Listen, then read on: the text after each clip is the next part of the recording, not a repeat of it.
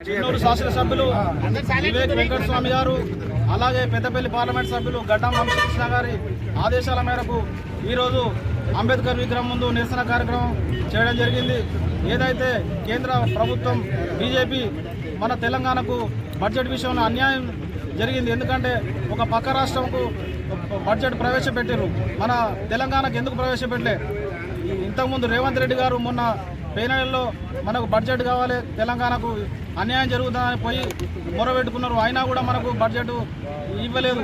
ఇలాంటి కార్యక్రమాలు చేస్తే రానున్న రోజుల్లో మేము కాంగ్రెస్ పార్టీ తరఫున పెద్ద ఎత్తున ధర్నాలు, నిరసన కార్యక్రమాలు చేయడం జరుగుతుందని ఈ సందర్భంగా తెలియజేయడం జరుగుతుంది.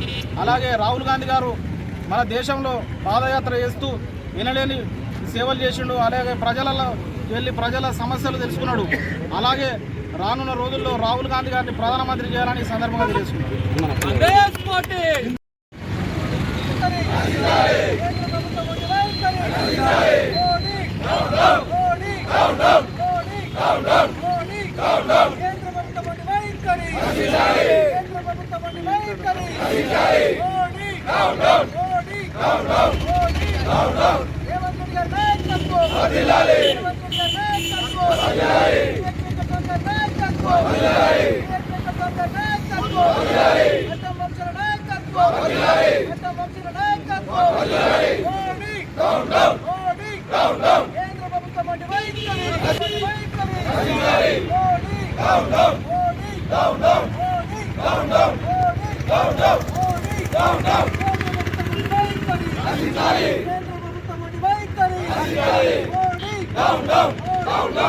రాహుల్ గాంధీ గారి నాయకత్వం, రాహుల్ గాంధీ గారి నాయకత్వం, రేవంత్ అన్న నాయకత్వం, రేవంత్ అన్న నాయకత్వం, మోడీ మోడీ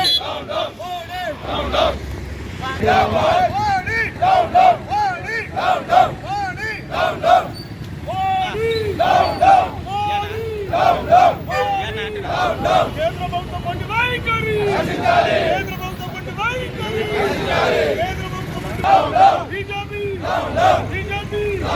మోడీ మోడీ మోడీ రాహుల్ గాంధీ గారి నాయకత్వం, రేవంత్ రెడ్డి గారి నాయకత్వం, కాంగ్రెస్ పార్టీ రాహుల్ గాంధీ గారి నాయకత్వం,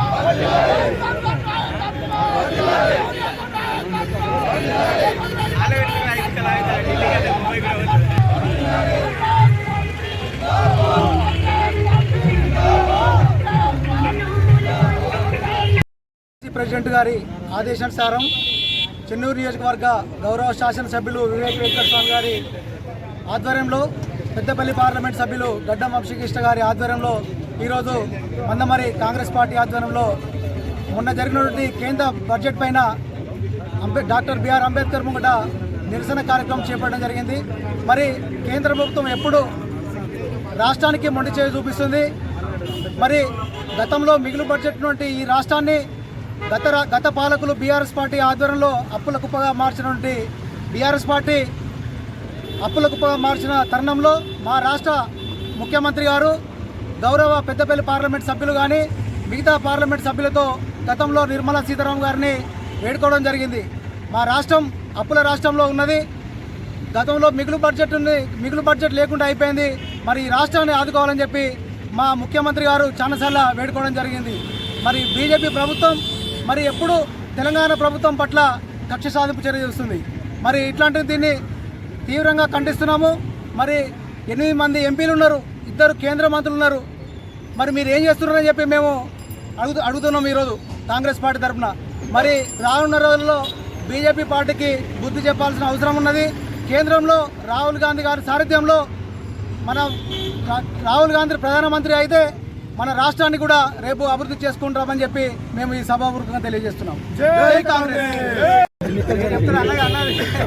కాంగ్రెస్ కమిటీ ఆధ్వర్యంలో రాష్ట్ర పార్టీ పిలుపు మేరకు గౌరవ చెన్నూరు శాసనసభ్యులు వివేక్ వెంకటస్వామి గారి నాయకత్వంలో, గౌరవ పెద్దపల్లి పార్లమెంటు సభ్యులు గడ్డం వంశకృష్ణ గారి నాయకత్వంలో మందమరి పట్టణ కాంగ్రెస్ పార్టీ డాక్టర్ బాబాసాహెబ్ అంబేద్కర్ గారి విగ్రహం ముందు మరి నిరసన కార్యక్రమం చేయడం జరిగింది.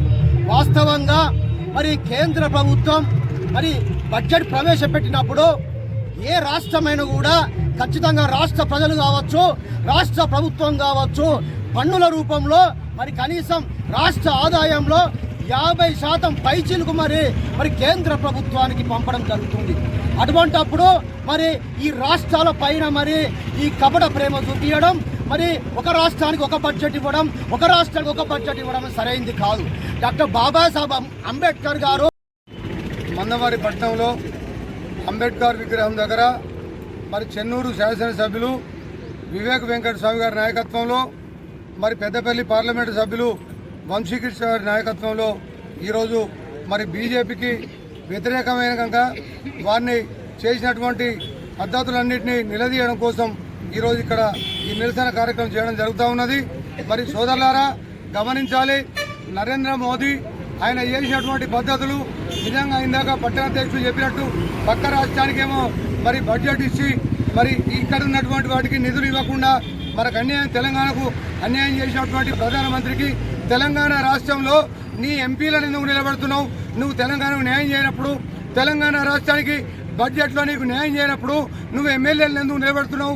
ఇక్కడ ఒక తెలంగాణ రాష్ట్రంలో ఒక బీజేపీ రాష్ట్ర అధ్యక్షుని పెట్టి ఒక 2 కేంద్ర మంత్రులను పెడితే మరి ఇది సిగ్గులేని పరిపాలన, మరి పనికిరాని పరిపాలన అని నేను నిలదీసి అడుగుతా ఉన్నా. నేను తెలంగాణ రాష్ట్రం మీద చౌటి తల్లి ప్రేమలు వలకవేసాడు చేసి ఇక్కడ నీకు ఎంపీలు గెలవాలి, ఎమ్మెల్యేలు గెలవాలి, రాష్ట్ర శక్తులు కావాలి, రాష్ట్ర అధ్యక్షులు కావాలి, కార్యకర్త నాయకులు కావాలి. కానీ ఈ తెలంగాణ రాష్ట్రానికి బడ్జెట్లో ఏమాత్రం నువ్వు న్యాయం చేసినటువంటిది లేదు. గతంలో కూడా అట్లే చేసావు, రెండోసారి అట్లే చేసావు, మూడోసారి ఇదే పద్ధతి చేసావు. మరి నీకు సిగ్గు అనిపించట్లేదా అని నేను అడుగుతా ఉన్నా. నేను ఇక్కడ కేంద్ర మంత్రిలో ఉన్నటువంటి నాయకులు కానీ, మరి కేంద్ర మంత్రులు కానీ, మరి రాష్ట్ర అధ్యక్షులు ఉన్నటువంటి నాయకులకు ఏ ముఖం పెట్టుకొని ప్రజలలో తిరుగుతూ ఉన్నారు?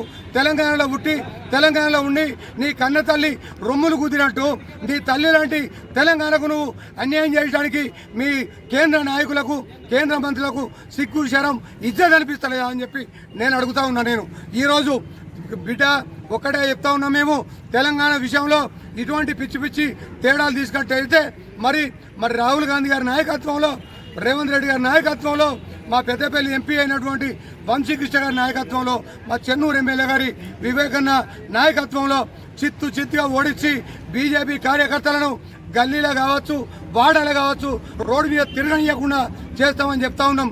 ఇక్కడ స్థానికంగా ఉన్నటువంటి బీజేపీ నాయకుల, కార్యకర్తలకు ఏమైనా ఆలోచన ఉంటే మీ నాయకులను నిలదీయండి. మీరు కూడా తెలంగాణలో ఉన్నారు, తెలంగాణ రాష్ట్రంలో ఉన్నప్పుడు మరి మీరంతా కేంద్ర మంత్రులు, రాష్ట్ర అధ్యక్షులు తెలంగాణ ఉన్నప్పుడు మరి ఇక్కడ మాకు తలెత్తుకునే పరిస్థితి లేదు. మమ్మల్ని ఇజ్జత్ ఇస్తూ ఉన్నారు, ప్రజలను తిరగనిస్తలేరు. మరి మాకెందుకు అవమానం? మరి మీరు చేస్తారా చేయరా? ఈ బడ్జెట్ విషయంలో ఎందుకు మీరు అక్కడ అడుగుతలేరు, ఎందుకు వాదిస్తలేరు? మొన్న వచ్చినటువంటి వంశీకృష్ణ గారు మరి పార్లమెంట్లో నిలదీసి గొడవ చేసినటువంటి సందర్భాలు ఈ తెలంగాణలో ఉన్నటువంటి మరి ఇక్కడున్న ఈ ప్రాంతంలో ఉన్నటువంటి ప్రజలు, ఎమ్మెల్యేలు, ఎంపీలు, మరి ఎమ్మెల్సీలు వాళ్ళ దాంట్లో వాళ్ళు చూస్తలేరా అని చెప్పి నేను అడుగుతా ఉన్నాను. ఈరోజు మేము కంఠబలంగా చెప్తా ఉన్నాం, మా ఎంపీ గారి నాయకత్వంలో, ఎమ్మెల్యే గారి నాయకత్వంలో, ముఖ్యమంత్రి గారి ఆదేశానుసారం మేము ఏం చేయాలన్నా మిమ్మల్ని చేసి తీరుతాం. రానున్న రోజులలో మీకు ఓట్లు పడకుండా ఇంటింటికి తిరిగి మాకు కాంగ్రెస్కు ఓటేయమని ఎట్లయితే అడుగుతున్నామో కాళ్ళు మొక్కుకుంటా బీజేపీకి ఓటేయద్దని కూడా అదే విధంగా చెప్తామని చెప్పి తెలియజేస్తాం.